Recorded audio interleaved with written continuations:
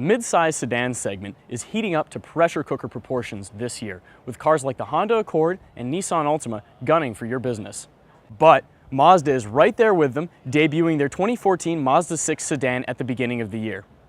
The car gets the brand's new Kodo design language that we first saw on the Mazda CX-5 crossover.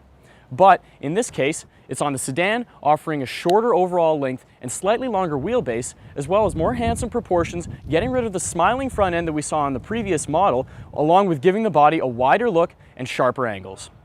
But let's get to the breakdown. You'll get one engine option for now, a 2.5-liter Skyactiv 4-cylinder that makes 184 horsepower and 185 pound-feet of torque. Expect 26 miles per gallon in the city and 38 miles per gallon on the highway, or about an average combined 30 miles per gallon.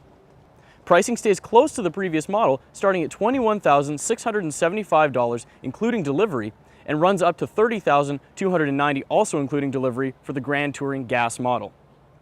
Inside, the car has a much more premium feel, more in line with what you would expect the brand's flagship to be. New standard equipment on the Touring model, which Mazda expects to sell the most of, comes with leatherette and a 5.8-inch infotainment screen as standard equipment. Mazda's Kodo design language carries through the inside of the car and looks a lot like the CX-5. In fact, it's almost identical. An accent bar runs across the dashboard and can come in a rich brown color that complements the lighter leather in the top trim Grand Touring model, where it really looks good. You won't get that nice color accent in the lower trim levels, but you will get metal-looking bezels around the air vents and the shift knob and a few other places.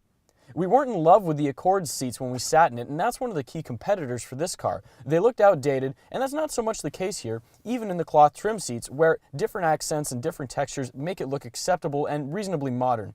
On the road and in the corners, the car feels sure-footed.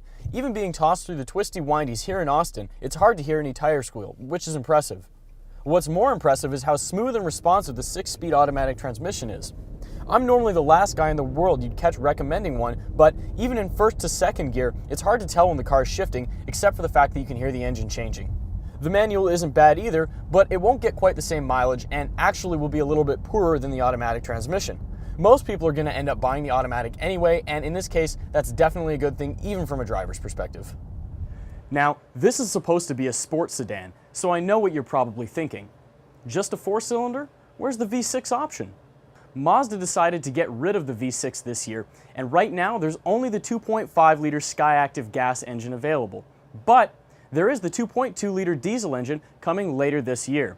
Performance specifications aren't available quite yet, but when AutoGuide had a chance to drive a prototype back in 2011, the car made about 165 horsepower and 340 pound-feet of torque at only 2,000 RPM. That, paired with a low compression ratio, means that the engine can rev out close to what you would expect a gasoline engine to do. Earlier today, Mazda told us that it expects the most cross-shop vehicles against this car to be the Nissan Altima and the Honda Accord.